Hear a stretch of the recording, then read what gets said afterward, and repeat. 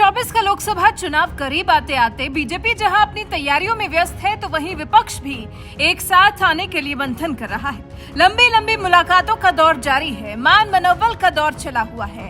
हर कोई उधेड़बुन में जुटा है कि कैसे भी 2024 में बीजेपी को सत्ता से उखाड़ फेंका जाए। इस बीच भी विपक्ष के सबसे मजबूत नेता, विपक्ष की सबसे मजबूत उम्मीदवार भी कह सकते हैं, ममता बनर्जी का रुख पीएम मोदी और आरएसएस के लिए नरम पड़ता दिख रहा है।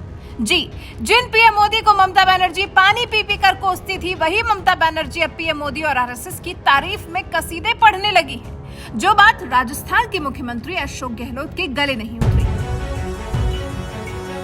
अब जब बात गले नहीं उतरी तो पहले पश्चिम बंगाल के राज्यपाल और अब देश के उपराष्ट्रपति जगदीप धनखड़ पर अशोक गहलोत ने सवाल दाग दिया। सवाल ममता बनर्जी पर जादू का।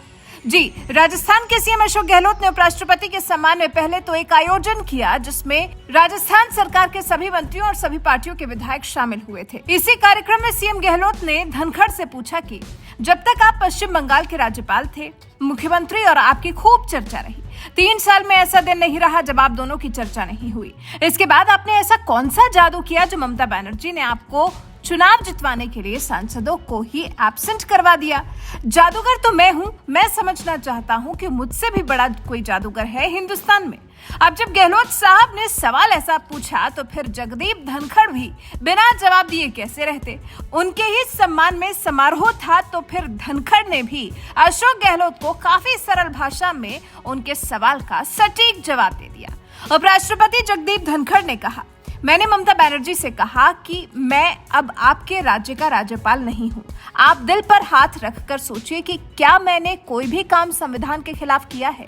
उन्होंने कुछ भी कहा हो, लेकिन मैंने कभी कोई शब्द ऐसा नहीं कहा जो उनकी मर्यादा पर कटाक्ष हो। इसके बाद उपराष्ट्रपति जगदीप धनखड़ ने पश्चिम बंगाल की मुख्यमंत्री ममता बनर्जी का आभार भी जताया। उन्होंने कहा, मैं इस सदन के माध्यम से पहली बार उनके प्रति उनके कदम के लिए आभार प्रकट करता हूं।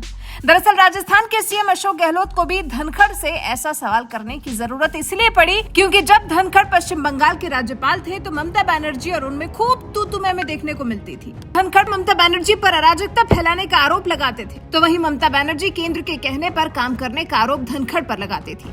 ऐसे में चुनाव के वक्त में ममता बनर्जी का सदन को छोड़कर चले जाना, ये जानने के बाद भी कि उनके जाने से धनखड़ चुनाव जीत जाएंगे, गहलोत जैसे विरोधियों को समझ नहीं आया। तो फिर सम्मान आयोजन कार्यक्रम में दाग दिया सवाल और फिर अब कांग्रेस को ममता बनर्जी के बदले हुए तेवर भी तो समझ में नहीं आ रहे हैं। जी, बदले हुए तेवर। ममता बनर्जी जिस तरह से सीबीआई ईडी की कार्रवाई में पीएम मोदी का हाथ होने से इनकार कर रही है, आरएसएस की तारीफ कर रही है, उससे कांग्रेस कंफ्यूज हो रही है कि उपराष्ट्रपति चुनाव से आखिर ममता बनर्जी के मन में क्या चल रहा है। आखिर क्यों पीएम मोदी के खिलाफ जो ममता बनर्जी का आक्रामक मूड रहता था वो शांत हो गया है। यही समझने के लिए सीएम गहलोत ने उपराष्ट्रपति जगदीप धनखड़ से सवाल किया जिसका सरल और सटीक अंदाज में धनखड़ ने जवाब भी दिया।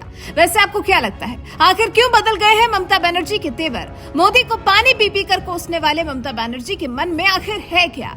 ऐसे समय में जब पूरा विपक्ष अपनी कमर कस रहा है, ऐसे में विपक्ष की मजबूत दावेदार आखिर बीजेपी के सामने हथियार डाले क्यों नजर आ रही है? इस पर आप क्या कहना चाहते हैं? अपनी राय हमें कमेंट कर जरूर बताएं।